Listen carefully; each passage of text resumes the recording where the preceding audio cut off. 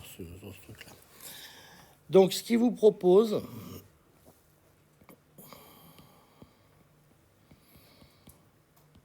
donc vous avez à peu près compris le principe. Donc, ce qu'on va faire, c'est qu'on va couper en deux notre problème. Donc, on va d'abord considérer ici notre petit bonhomme. Ouais, le problème, c'est que là, vous ne voyez pas grand-chose.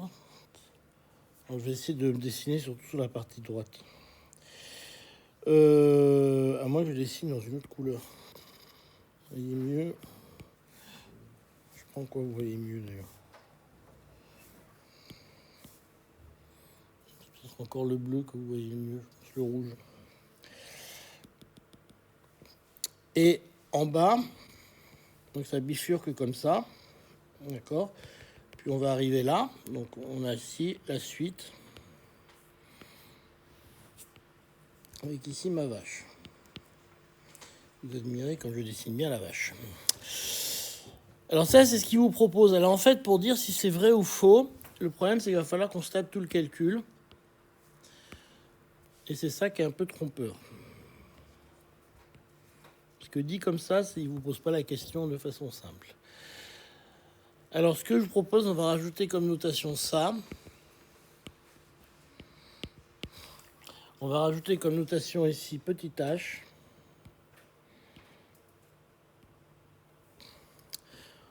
On va rajouter ici comme notation P, on va dire PA. On va mettre ici PB. On va mettre ici PC. On va mettre ici PD. On va mettre ici, on va rester cohérent, on va mettre ici P petit d. Non, P grand D, c'était bien aussi. Voilà. Alors en fait, le truc, c'est que pour regarder si c'est à la même hauteur, il va falloir qu'on calcule petit h et grand H et qu'on compare si petit h est égal à grand H. D'accord ? Mais tout ce travail qu'on a fait là, il n'est pas fait dans l'énoncé. Donc c'est pour ça que lancer brutalement comme ça, c'est un petit peu compliqué. Et là, quand je dis 3 petits points, c'est qu'en fait, il y a tout le tuyau entre les deux. On verra ça à la fin. Alors, et vous mettez que c'est de l'huile, en fait, vous verrez qu'on s'en fiche que ce soit de l'huile ou autre chose, ça ne change rien. L'huile, il a une densité ρ huile. Vous verrez qu'en fait, on s'en fout à la fin, ça peut avoir n'importe quelle densité, ça ne change rien. Donc, de ce côté-là, on va calculer la pression en D. C'est la pression en A plus ρ de l'huile, G fois petit h. Vous êtes d'accord avec moi? Ça, c'est la loi d'hydrostatique que vous avez apprise. Et donc, dans l'exercice 1, là, j'adopte la même technique que l'exercice 1, je coupe les deux parties en deux. D'accord? De ce côté-là, j'écris simplement que P... Alors, j'ai fait une bêtise parce que, évidemment, j'ai noté deux fois la même chose. Ça, je l'avais appelé PD. PB, pardon. Sinon, j'ai deux PB et ça va pas. Donc, excusez-moi, j'ai fait une erreur de notation. Ça, c'est PB. Que PD est de ce côté. Et de ce côté-là, j'ai PD qui est égal à PC plus ρ de l'huile, G grand H. Est-ce que tout le monde est d'accord avec ça? Jusque-là, je n'ai pas dit grand-chose. Alors, ce qui est un petit peu compliqué dans cet exercice, c'est que vous voyez que PA et PC, d'habitude, on met rien au-dessus. On ouvre ça dans le vide. Donc PA et PC, en général, c'est toujours P0. C'est toujours la pression atmosphérique. Ici, c'est pas P0. Pourquoi? Parce qu'on a mis dessus quelque chose en plus. On a mis une vache et un bonhomme. Donc il faut que je le compte dans la pression. D'accord? Eux, ils rajoutent une pression. Ok? Donc il faut que j'en tienne compte. Et là, toute la difficulté de l'exercice, elle est là. Donc je peux calculer PA.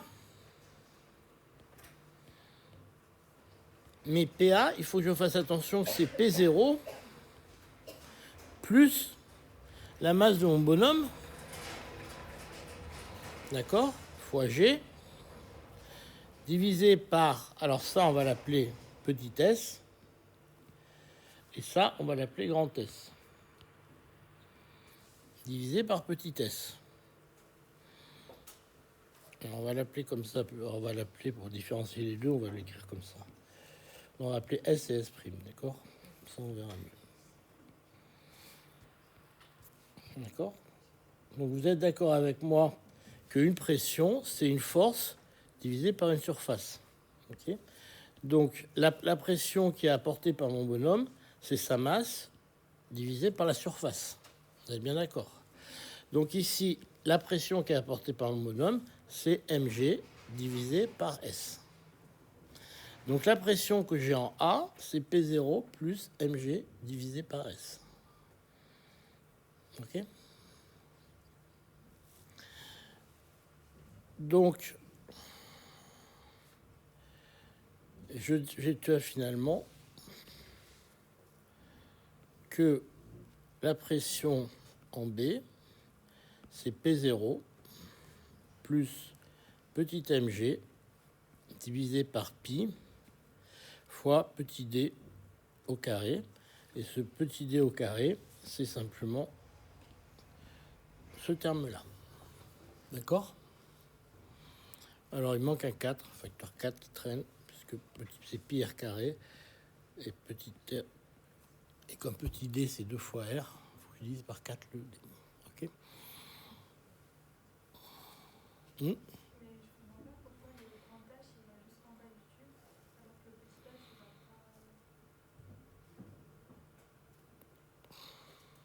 Ah, ouais, alors en fait, c'est une bonne question. C'est simplement une erreur de dessin. Dans tous ces problèmes, alors vous faites une très bonne remarque. Il ne faut pas que vous angoissiez là-dessus.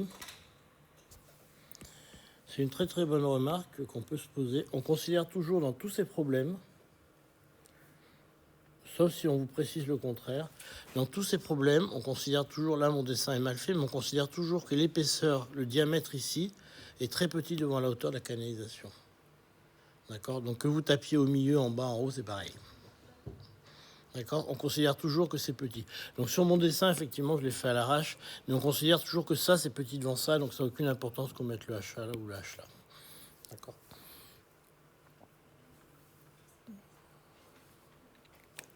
Je fais maintenant la même chose de l'autre côté. J'obtiens que PD. J'obtiens que PC, c'est P0.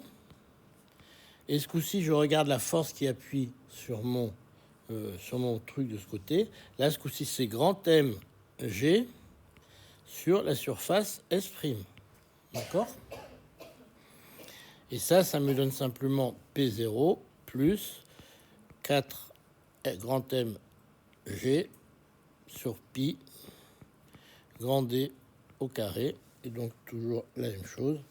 Ce terme-là, c'est ce terme qu'on retrouve ici avec le 4 qui vient du passage de diamètre au reste. Je vous mets entre parenthèses qu'ici, on a S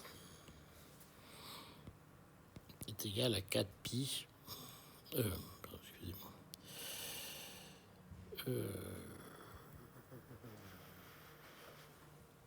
4 pi.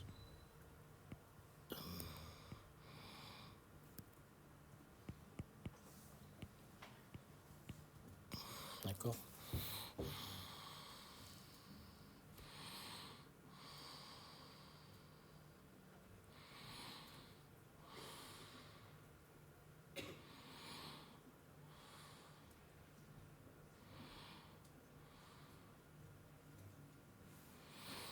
Bon, là, on a à peu près fini parce que le principe de l'hydro... Ah, on va réécrire ça maintenant. On va rentrer ça dans... On va détailler un peu les choses. Donc, on va rentrer ça maintenant dans cette équation. D'accord? Puisqu'on a calculé PA. PA, il était là. Donc, on va rentrer maintenant. Ce qu'on va faire, c'est qu'on va prendre ça. On va prendre cette expression-là. On va la rentrer ici. Et cette expression-là, on va la rentrer ici. D'accord? Est-ce que c'est clair pour tout le monde? Non.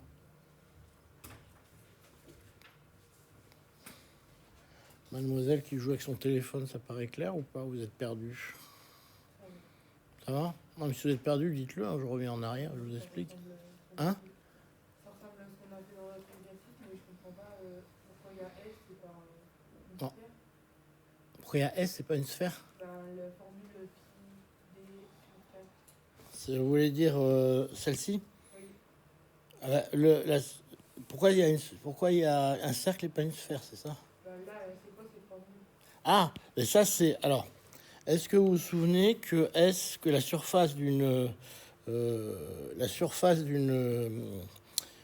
cercle, c'est pi r carré? Vous vous souvenez de ça, la surface du cercle? Et là, il n'y a pas de cercle. Mais si, parce que... Ah oui, vous l'avez pas vu, le cercle. Ah oui, c'est mal dessiné. Mais en haut, c'est un cercle. En haut du tube, c'est un cercle, c'est fermé par un cercle. Ah oui, je suis d'accord avec vous, c'est mal dessiné aussi. Effectivement, c'est pas un carré, c'est un cercle. Je suis d'accord et c'est pas écrit. C'est mal écrit. Si c'était un carré, ça serait pas pareil. Et non, c'est une erreur dans l'énoncé, c'est pas marqué que c'est un cercle. Et effectivement, ça pourrait être autre chose qu'un cercle et ça marcherait aussi. Donc vous avez tout à fait raison de faire la remarque. Et est-ce que vous avez compris maintenant comment on va faire ça, on va faire pour remettre ça là-dedans? C'est bon ça? Maintenant, on a calculé ça. Ça, on l'a calculé de cette façon. Et puis ça, maintenant, on va le remettre là. C'est bon? Bon, ben on va y aller. Hein. C'est pas compliqué. Hop. C'est P. J'ai perdu une notation. Donc, on va faire les deux côtés séparément. Hein, c'est toujours pareil. Donc, on va avoir... alors, comment j'ai appelé ça?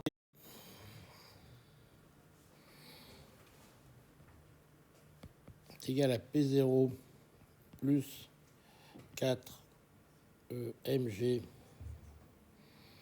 sur pi petit d au carré plus ρ de l'huile g petit h. Est-ce que tout le monde est d'accord avec moi? Je me suis trompé. C'est bon? Je pense, ouais. Ah ouais, là vous voyez rien. Alors si vous voulez, je travaille que sur la partie droite. Ça serait mieux. Alors pour travailler que sur la partie droite, est-ce que je vais arriver à le mettre à la verticale ou pas? Hop. Il apparaît comment là? Il apparaît plus du tout.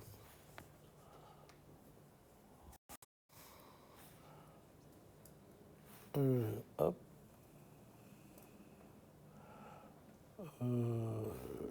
Roger H, comment il marche ce truc? Voilà, il faudrait que je bouge le vidéo. Bon, je vais me mettre que sur la partie droite, ok? Hop, comme ça sera mieux. On va se mettre que sur la partie droite.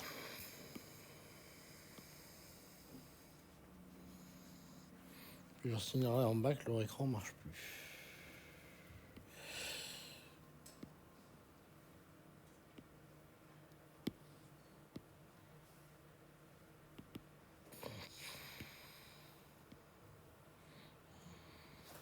Donc d'un côté, nous avons P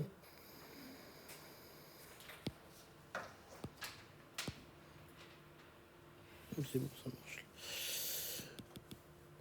Donc d'un côté, nous avons que P et il marque ou pas là?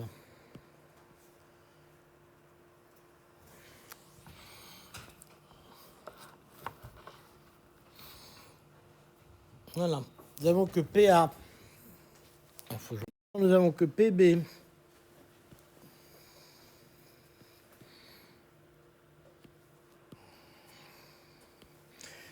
PB est égal à... Alors, en haut, on a dit qu'on avait P0 plus petit mg avec un facteur 4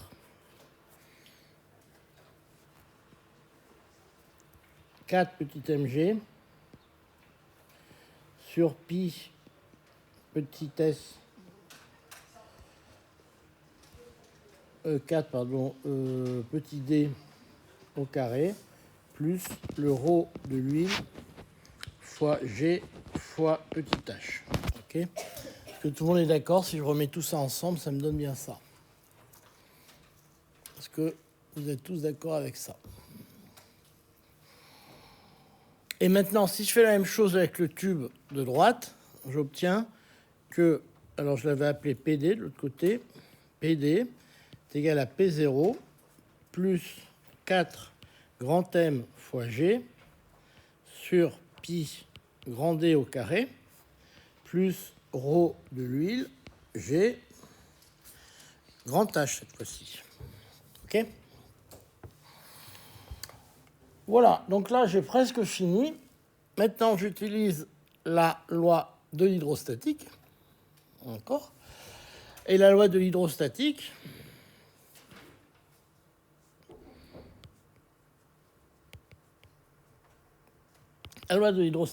elle me dit quoi? Elle me dit simplement que PB est égal à PD. D'accord? Donc ça, c'est la loi que vous utilisez, dont il faut se souvenir. Ok. Alors, si vous avez PB égale PD, ben, il faut simplement que j'égalise ces deux choses-là. Ok. Alors, moi, ce qui m'intéressait, c'était les deux hauteurs. Ok. Donc, je vais simplement égaliser ces deux choses-là. Hein, j'y vais. Donc, j'ai PB égale PD. J'écris, ça veut dire que P0 plus 4 petit mg sur pi petit d au carré plus ρ huile g petit h est égal à P0 plus 4 grand M g sur pi d au carré plus ρ h g grand H. D'accord?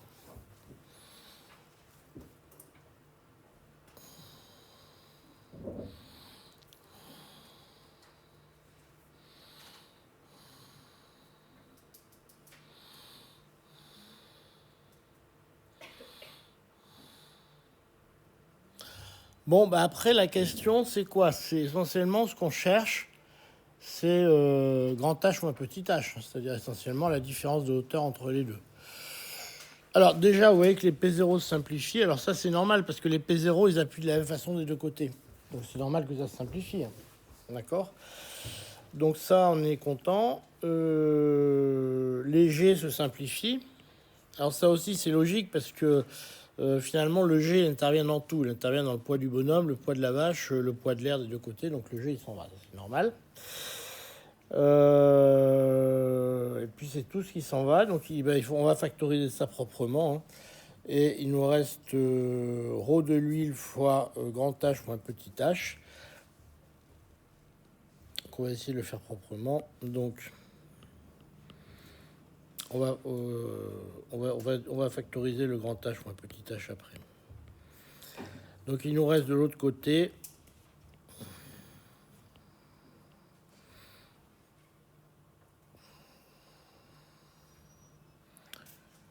4G, ça s'en va. Et il nous reste un pi.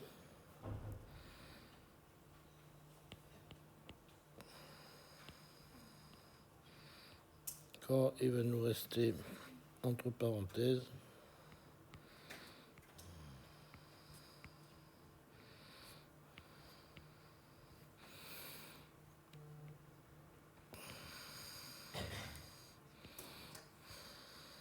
Voilà. Et vous avez la réponse ici.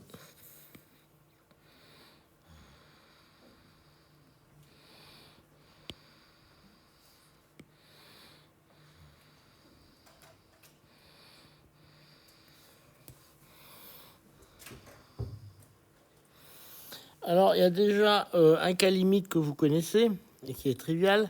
Si vous mettez le même poids des deux côtés et le même diamètre des deux côtés, vous devez trouver 0. D'accord, ça c'est évident. C'est bien un cas que vous retrouvez, c'est-à-dire que vous voyez que si vous trouvez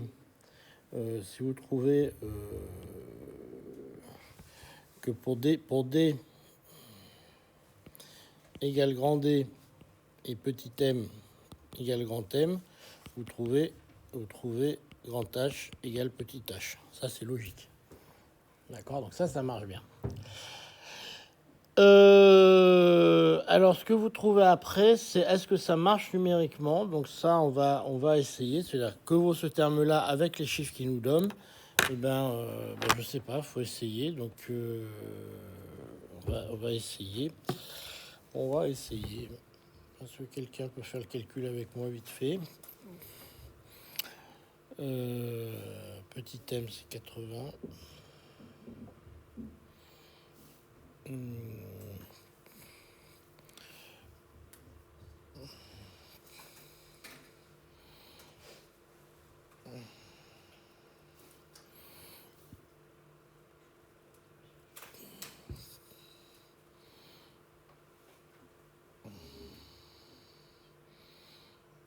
Moi, je trouve que ça marche pas.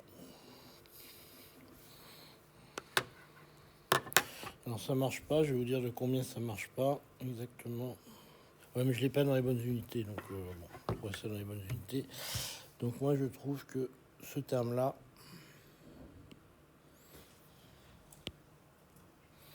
avec les valeurs qu'il nous donne, bien sûr,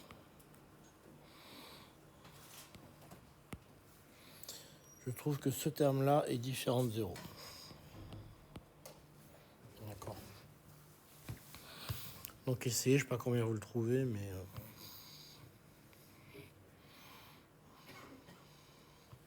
Donc la situation qui nous intéresse n'est pas vérifiée. Alors inversement, on pourrait vérifier pour que ça marche. D'accord, on peut vérifier pour que ça marche.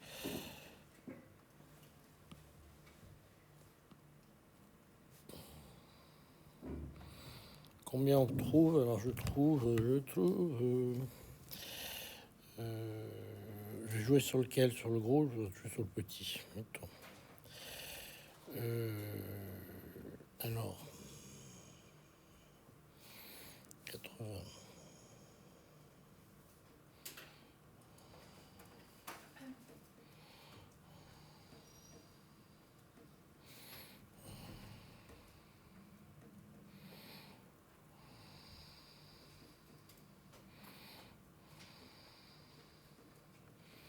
Non, je fais une connerie. M égale...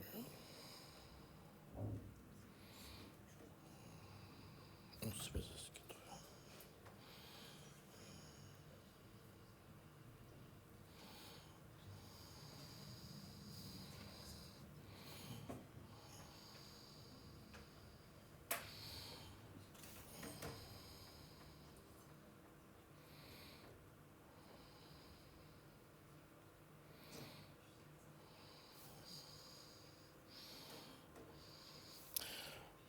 Moi, je trouve qu'il faudrait un petit d égal à 96 pour que ça marche.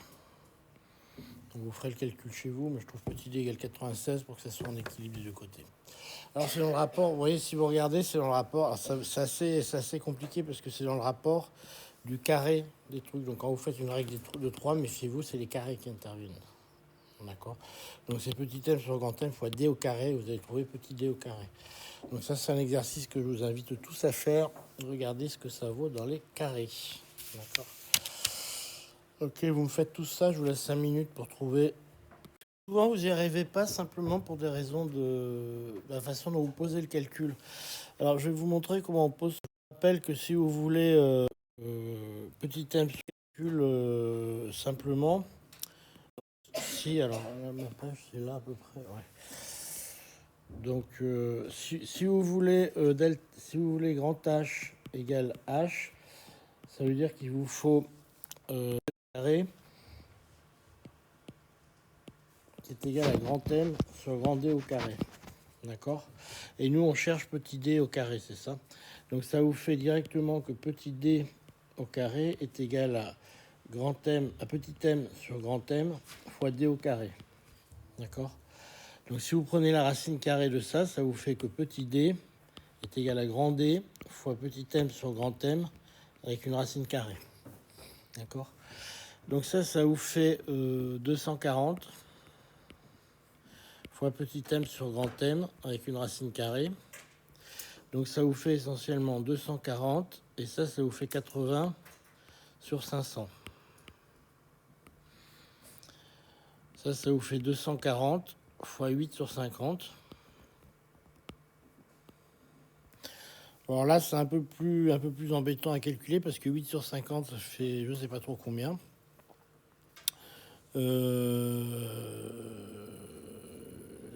8 fois 8, ça fait combien déjà 56, non 64, 7 fois 8, ça fait 56.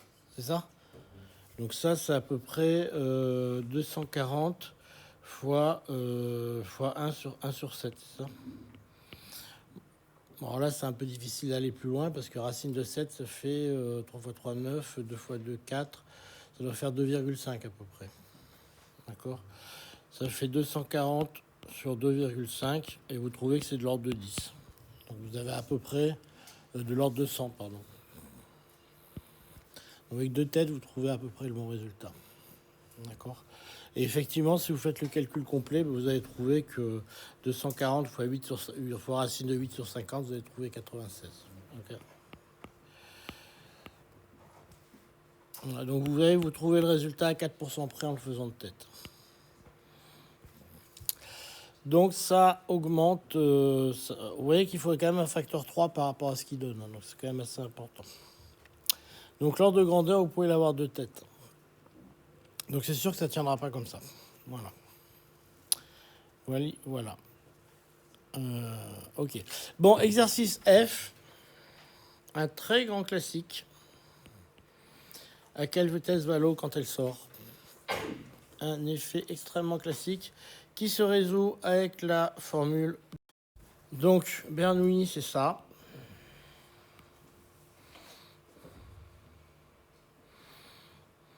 D'accord. J'ai ici un truc en A. Ici, je suis en B.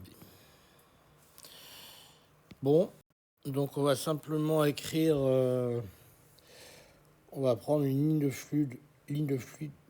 Merde, je l'avais écrit du mauvais côté. Ici.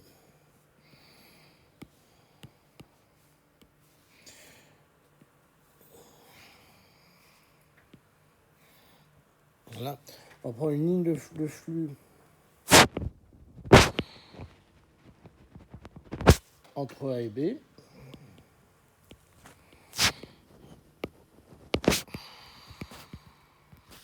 Donc je prends ma bassine là. Je prends une ligne de flux comme ça. Hein. Alors je peux le faire parce qu'on est en régime laminaire. Si ça commence à tourbillonner, je ne peux pas le faire. Donc, je prends ici le point A et le point B. Et le long de cette ligne, je peux écrire Bernoulli.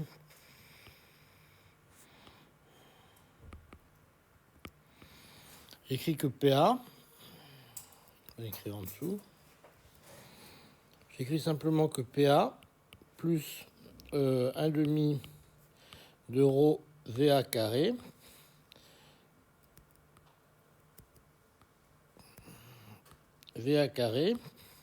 plus rho G HA est égal à PB plus rho 1 demi de rho VB carré plus rho G grand H.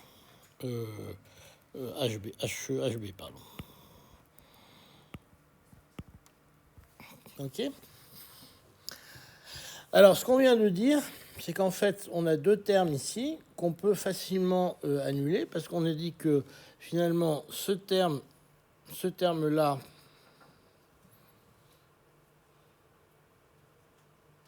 il manque un terme quelque part. Non, si, c'est pas ça. Ce terme-là et ce terme-là, ils valent tous les deux P0.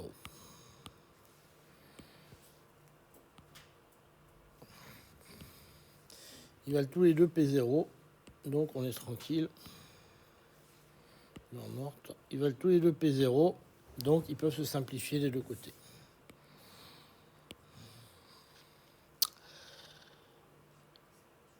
Donc, il me reste, ça c'est ce que je cherche, hein, donc je vous rappelle que ça c'est ce que je cherche, ici. Ok. marqué.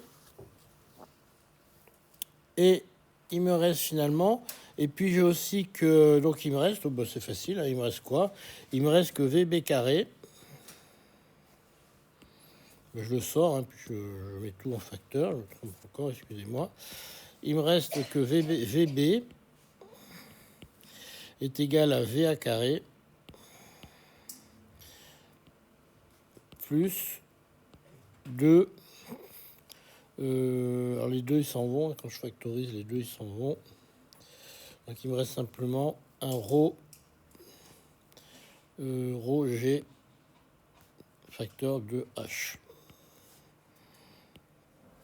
Est-ce que ceux qui ont fait le calcul sont d'accord avec moi?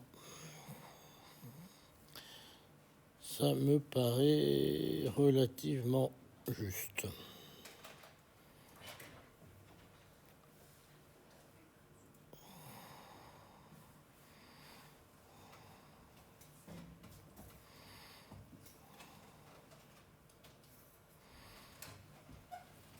Il y a un G en trop, non?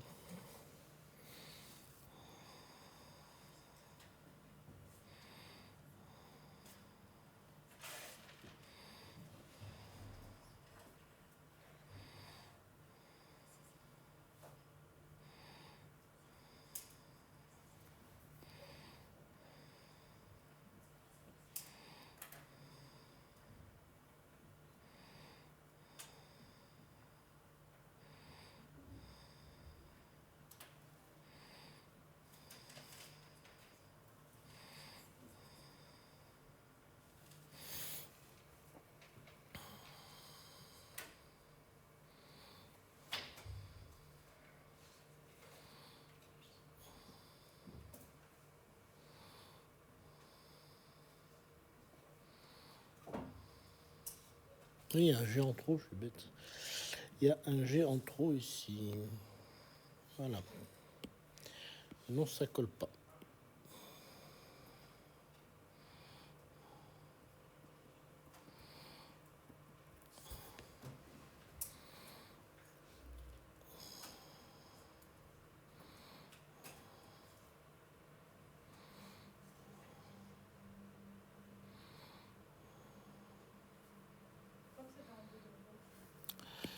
Parce que, bon, d'abord, dimensionnellement, ça allait pas, mais en fait, vous voyez qu'ici, il simplifie. Vous avez rho et rho.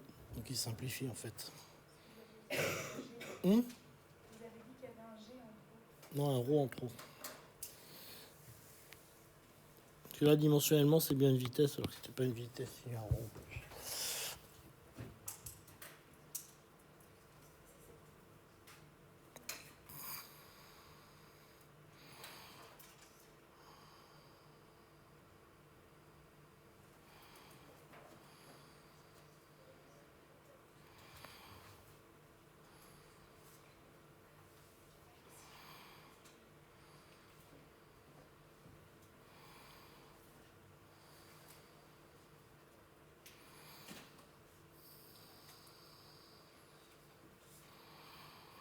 Par contre, il manque un truc, il manque un. Non, il manque rien. Ah si. Non, excusez-moi, par contre, il manque un 2.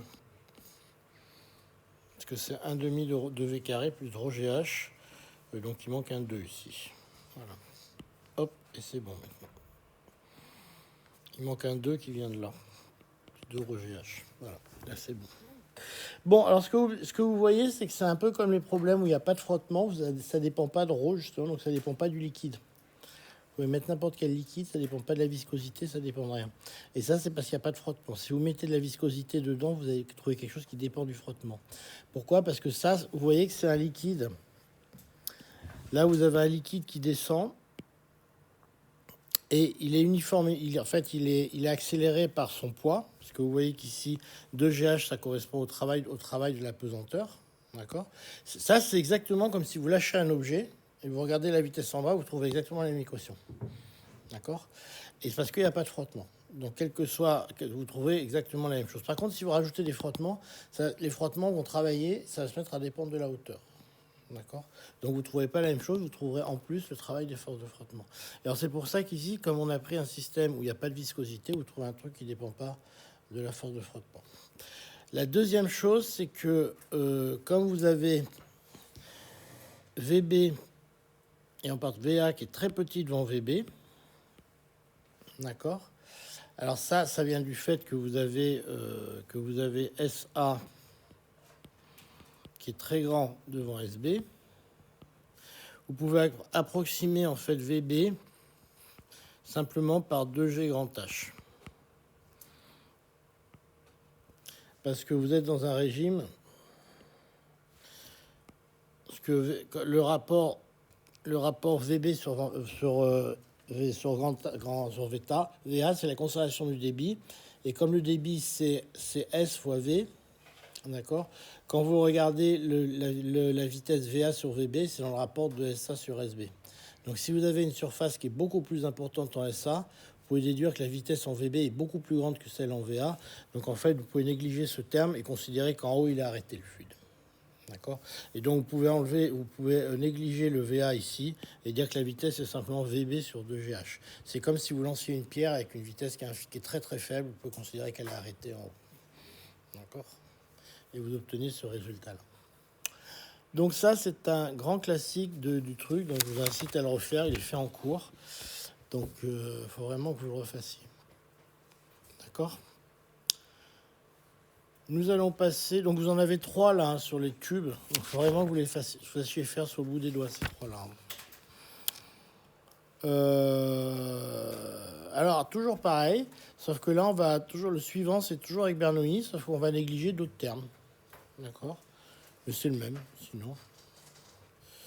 Donc, ce qu'on appelle un tube de Venturi, qui est utilisé en TP de chimie, je ne sais pas si vous l'avez utilisé, pour faire un vide primaire, on fait un tube de Venturi. Donc, vous branchez un truc, alors vous le branchez au niveau du tube au milieu, vous faites couler de l'eau, et ça vous fait un tube de Venturi. Ok? Voilà le principe du tube de Venturi. Donc je vous laisse regarder ce que vous allez faire avec un tube de Venturi.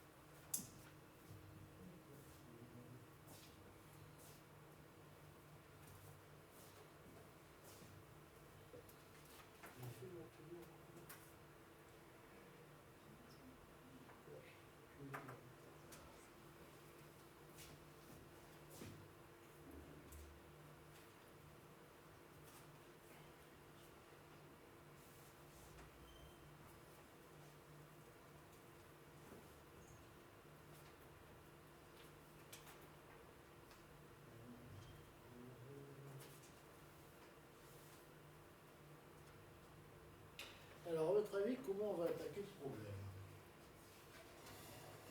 Je sais pas comment il a posé la question. Il va montrer la parole. Bah, donc lui, il vous parle tout de suite, il faut montrer la vitesse du truc. Bon. Alors, on pose un problème comme ça, avec temps blanc. A priori, ça paraît pas évident, parce que la formule est pas mauvaise.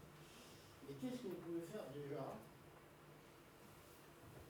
Comment on peut attaquer ça?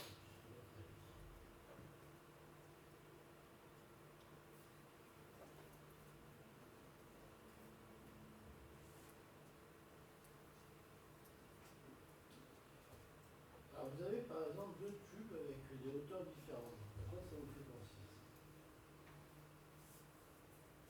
Qu'est-ce que vous allez pouvoir obtenir avec ces deux tubes-là? Simplement. Deux tubes avec des hauteurs différentes, ça vous donne quoi?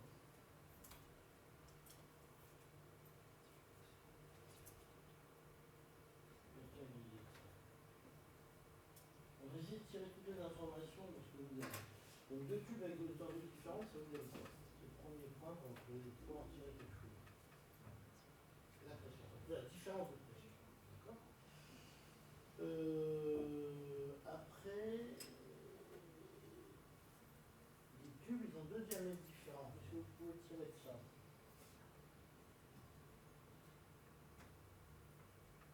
Deux tubes avec des diamètres différents, ouais. Le débit. Le débit va se conserver, donc vous allez pouvoir obtenir la vitesse de l'un en fonction de la vitesse de l'autre. Voilà. Donc ça, c'est déjà deux informations. Voilà, vous avez déjà regardé votre dessin, vous avez analysé ça, donc ça, c'est déjà pas mal. Voilà, vous avez déjà fait un grand pas en avant. Maintenant, si vous prenez une ligne de fluide, qu'est-ce que vous allez pouvoir appliquer sur cette ligne de fluide? Ouais. La boîte Bernoulli. Voilà, vous appliquez la loi de Bernoulli. Et ce que vous avez déjà vu, c'est qu'avec les deux trucs que vous avez observés, vous allez sûrement pouvoir vous débarrasser de pas mal de termes, parce que vous allez vérifier que les différences de pression, vous les connaissez, et les vitesses, vous pouvez les relier. Donc là, vous êtes bien parti. Donc vous appliquez Bernoulli, et ensuite, avec les deux trucs que vous avez découverts avant, vous allez faire des choses.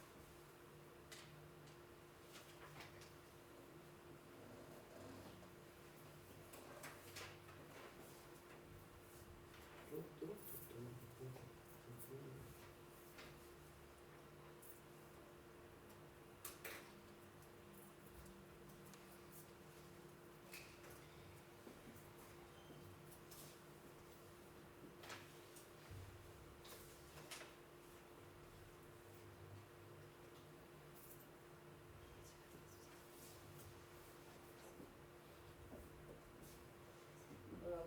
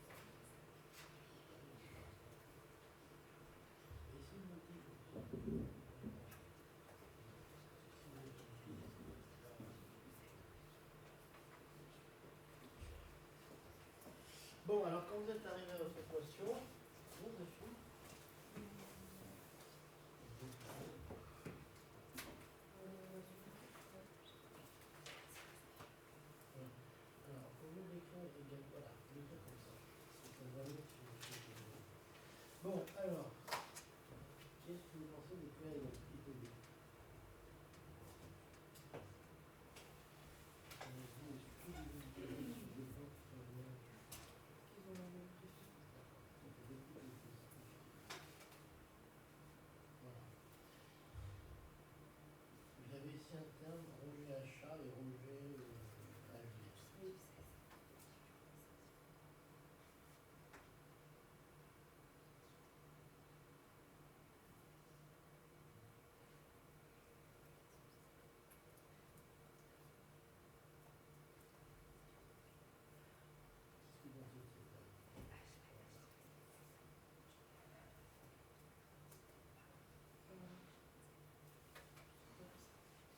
C'est pas lui.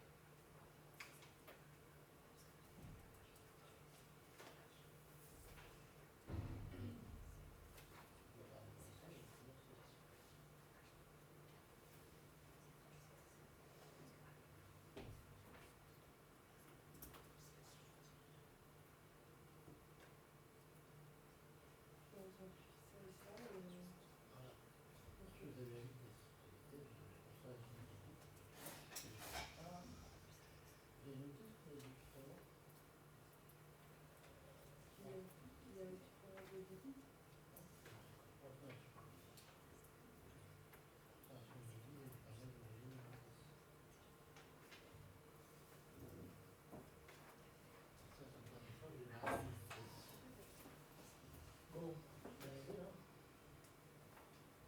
Alors, une fois que on a atteint tout ça, normalement, on veut voir des simplifications. Bon.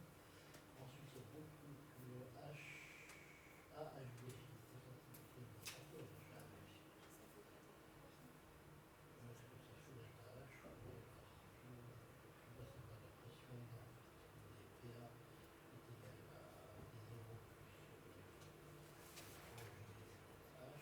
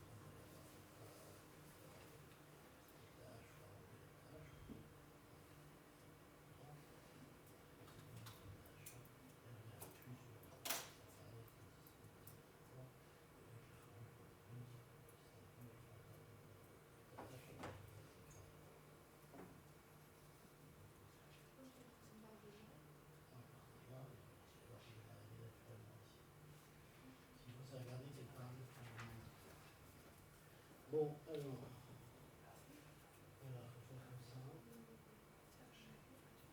Je vous garde les cours. Non, les serveurs. Regardez ça, ça va être le principal des serveurs. Ce sont carrés dans le monde du monde. On va dire ça.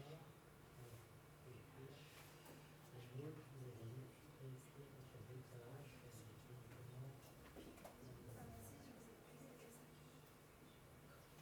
Roger H1, Roger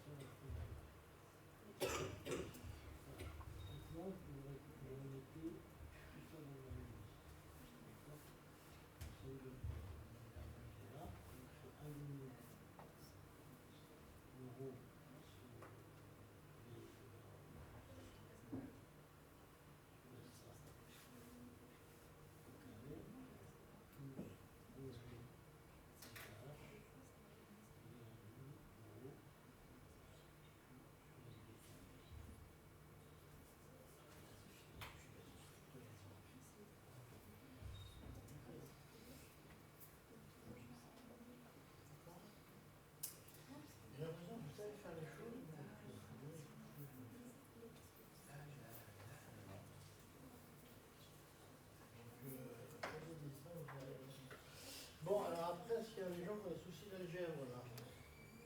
Ou est-ce que vous bien les nouvelles?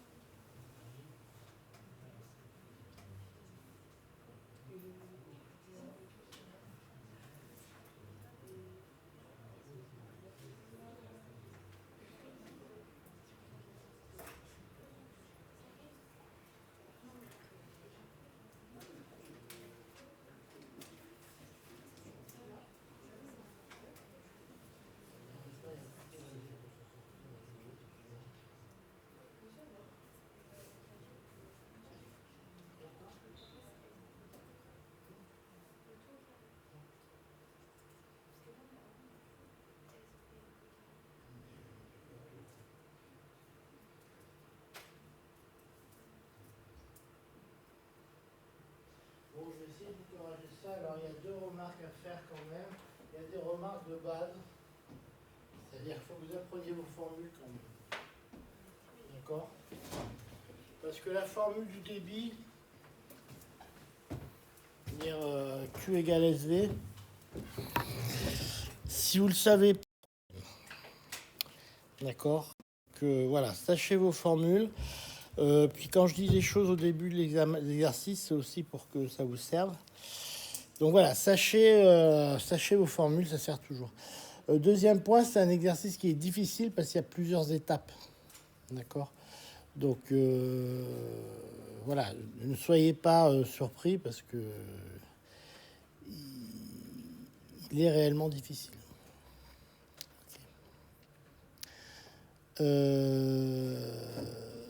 Voilà. Donc on va commencer cet exercice de la façon suivante. Donc j'ai un tube de Pitot là, non un tube de Venturi.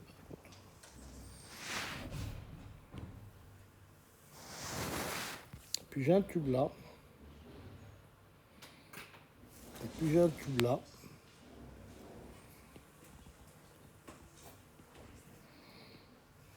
Avec une différence de hauteur qu'on appelle petit h.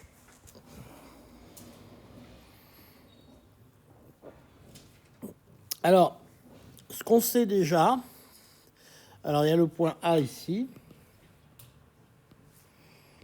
puis il y a le point B ici. Alors ce qu'on va savoir, ce qui n'est pas du tout vrai dans mon truc, c'est que vous savez que le point B, la pression en B, c'est P0 plus ρg. Alors si on appelle ici cette colonne, là totale, alors je sais pas comment il l'appelait, grand H si vous voulez. Si on l'appelle ici grand H, une notation qu'on va se ramener. C'est ρg grand H, d'accord? Moins petit h. Et puis la pression en A, c'est P0 plus ρg grand H. Ce qui fait que si vous avez simplement PB moins PA, ou PA moins PB, ça sera plus sympa pour le signe. Si vous avez PA moins PB, oui c'est ça, PA moins PB, c'est égal à ρg petit h. Alors il y a un truc sur mon dessin qui n'est pas vrai. Alors, par contre, on en revient à la question que vous aviez posée tout à l'heure, c'est qu'on néglige l'épaisseur du tube ici. Vous voyez? Or, c'est pas tout à fait vrai parce que mon tube, il fait la moitié de celui-là. Donc, dans ce cas-là, ce serait pas du tout vrai de négliger l'épaisseur du tube. C'est super mal fait, mon dessin. Normalement, il faut que l'épaisseur du tube, parce que quand on parle grand H ici et puis petit h ici, on néglige l'épaisseur. Vous voyez là, on n'est pas du tout négligeable cette épaisseur. Bon, ça, c'est la première chose qu'on a, simplement. Donc là, on est content, on a mis ça. Deuxièmement, ce qu'on sait déjà, c'est la conservation du débit. Ça, c'est des trucs qui ne mangent pas de pain, c'est toujours vrai. Donc, c'est incompressible. Alors là, on sait qu'on a une surface qui vaut SB. Puis là, on a une surface qui vaut SA. Donc, ce qu'on peut écrire, c'est que VA SA est égal à VB SB. C'est égal à Q. Bon, voilà. Alors, ce qui est un petit peu pas pénible, mais qui est, voilà. Là, il me dit qu'il y a, ici, il y a D1, c'est le diamètre 1. Alors, ce qui est difficile dans les exos, ces exos, c'est que d'abord, il n'y a pas d'étape intermédiaire. Deuxièmement, les notations, c'est à vous de les mettre. D'accord? Ça, c'est quelque chose de difficile parce qu'il faut que vous rajoutiez les notations qu'il faut, ni trop, ni pas assez. Donc ça, c'est un exercice assez difficile. Et puis, la troisième chose qu'on a, c'est l'équation de Bernoulli qui nous dit que PA plus ρ G ZA plus 1 demi de ρ VA carré est égal à PB plus ρ G ZB plus 1 demi de rho VB au carré. Voilà, là j'ai écrit à peu près tout ce que je sais. D'accord? Alors en fait, tout ce que je sais, ça tombe bien parce que c'est des trivialités, hein, ça c'est toujours vrai. Donc pour l'instant, ça ne m'aide pas beaucoup. Donc c'est toujours un peu le cas en physique. Quand j'ai un dessin, ben, j'écris tout ce que je sais sur ce dessin-là. Et puis le problème, c'est qu'une fois que j'ai tout écrit, en général, je m'aperçois que je ne peux pas faire grand-chose. Pourquoi? Parce que l'équation prise comme ça, dans son intégralité, ben, je ne sais pas la résoudre. Alors je peux éventuellement le faire numériquement, mais analytiquement comme ça, je m'aperçois que je ne peux pas en faire grand-chose. Donc il faut que je trouve des moyens à l'adapter à mon problème, à regarder ce qui se simplifie, ce qui va m'aider à aller un peu plus loin. Voilà. Donc, première chose qu'on va simplifier. Bon, c'est P1 moins. Les trois trucs qu'on sait. Alors, qui est embêtant, je vous le signale quand même, c'est que vous voyez, quand vous avez une constriction, la pression baisse. Alors ça a une application médicale qui est très très importante.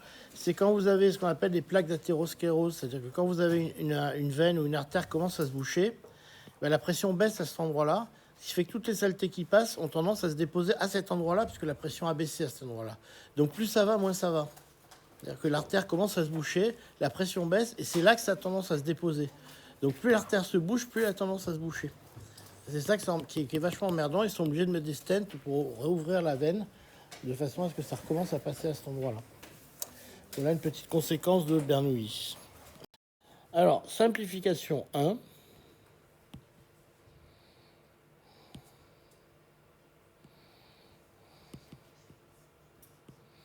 Alors évidemment, le problème, c'est de faire des simplifications qui ne sont pas trop cons. Parce que des fois, on fait des simplifications qui n'ont aucun sens et à la fin, on arrive à un résultat qui est complètement débile. Mais la simplification 1, PA égale PB, a priori, elle paraît pas trop con.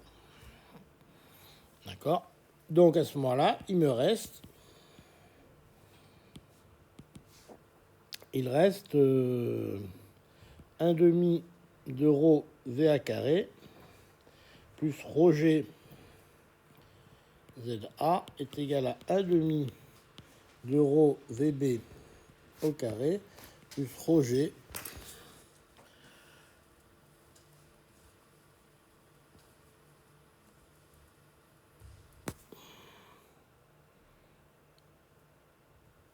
Non, je vous ai écrit une bêtise là, excusez-moi. C'est l'énergie potentielle qui est la même. Rho G ZA est égal à rho G ZB. Donc on a à ce moment-là 1 demi de rho VA carré plus M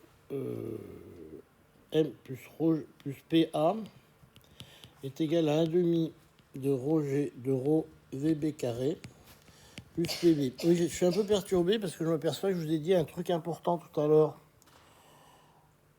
et qui n'est pas toujours vrai. Je vous ai dit tout à l'heure que dans un liquide, la pression était la même à un niveau égal. Ça, c'est vrai s'il n'y a pas d'écoulement. D'accord? Ça, si on est en statique, c'est vrai. Mais s'il y a un écoulement, c'est pas forcément vrai. Et ça, c'est en une illustration. D'accord? Si on a un écoulement, ça peut ne pas être vrai si on a des constrictions et des choses comme ça. C'est ce qu'on voit ici. Donc rappelez-vous, c'est vrai en hydrostatique. C'est pas vrai forcément quand le liquide coule.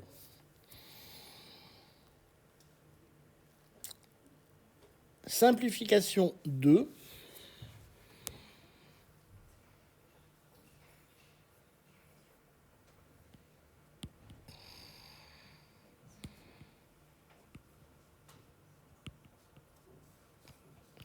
On a PB moins PA qui est égal à rho G petit h. C'est bien dans ce sens-là. C'est PA moins PB.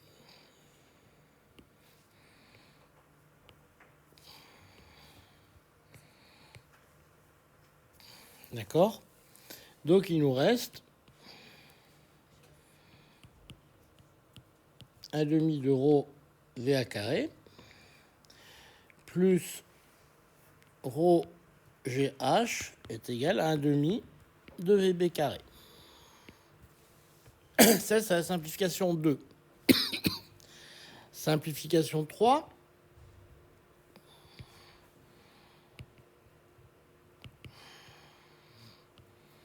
J'écris que Q est égal à SV. D'accord? J'écris que QA égale SVA, que QB égale SVB.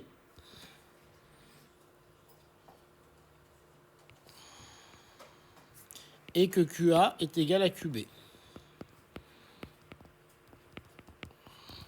D'accord? V conservation de mon débit. Ce qui m'entraîne que j'ai 1/2 de ρ Q sur SA au carré qui est égal, plus ρ GH qui est égal à 1/2 de Q sur SB au carré. D'accord?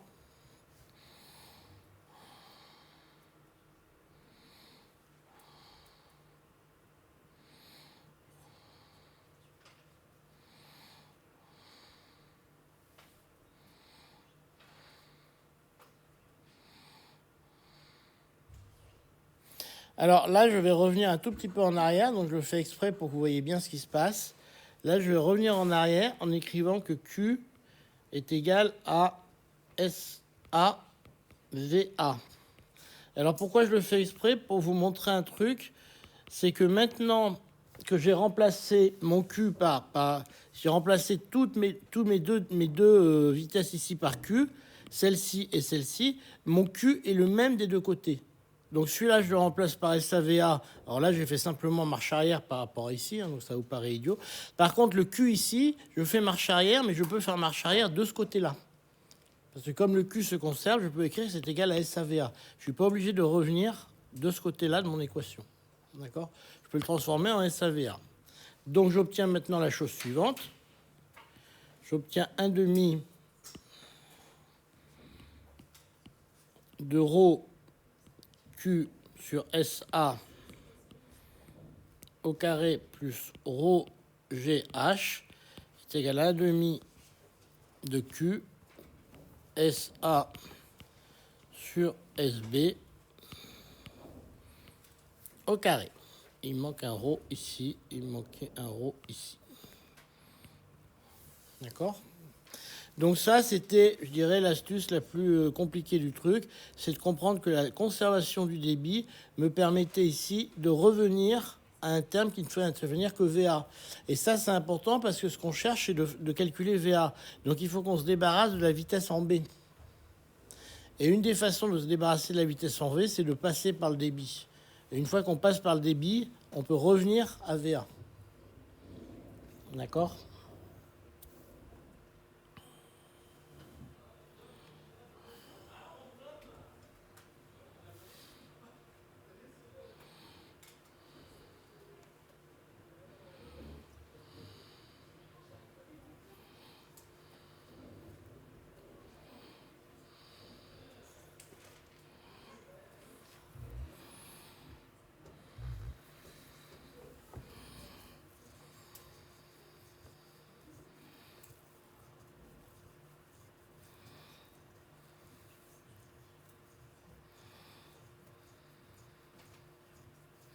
Alors, hein?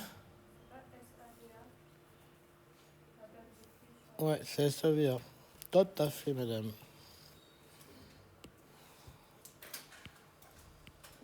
Merci de la remarque. C'est SAVA, je vais l'écrire proprement.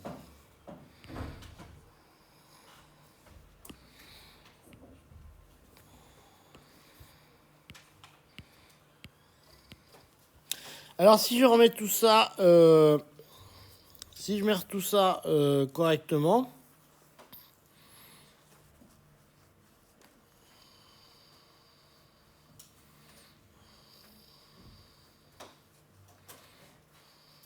donc je remets mon Q, je le remplace à nouveau par SAVA dans l'autre terme.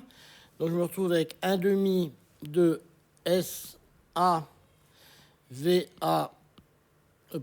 1/2 de VA carré Ici, je fais le même jeu avec le terme de gauche. OK.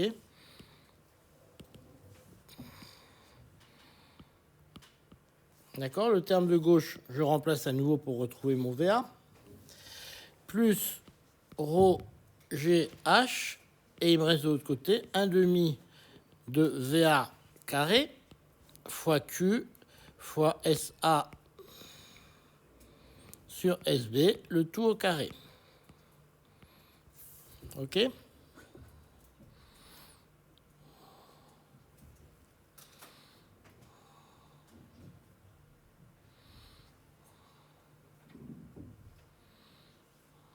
Il me reste un Q qui va pas, là, mademoiselle. Là, il n'y a plus de Q. Là, il n'y a plus de Q à cet endroit-là. Là, il n'y a plus de Q.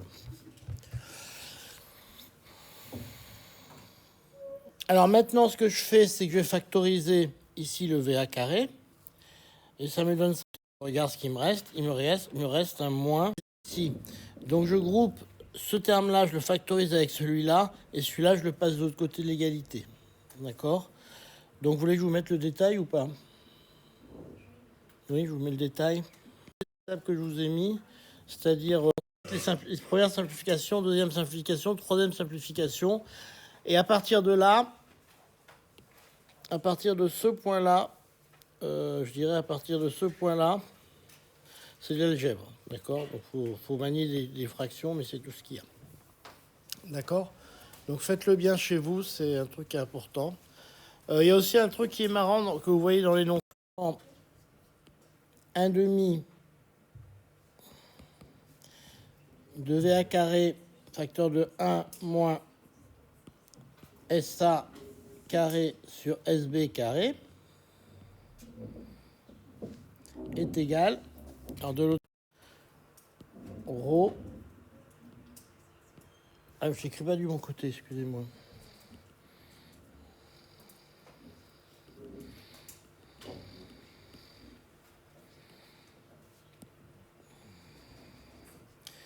Donc si je factorise, alors qu'est-ce que je vais factoriser? Donc ça me fait 1/2 de ρ VA carré moins 1/2 de ρ VA carré, facteur de SA carré sur SB carré est égal à moins ρ G petit h. D'accord? Ce qui me fait que 1/2 de ρ, je factorise le VA carré, facteur de 1 moins SA carré sur SB carré est égal à moins ρ GH. D'accord? Les ρ se simplifient. D'accord?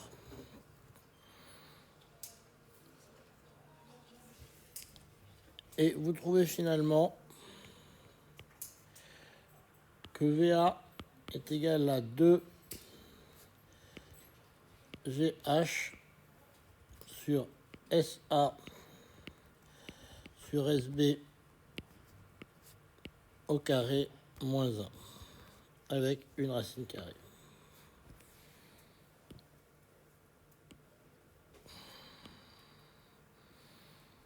Ça, c'est le résultat que vous attendiez.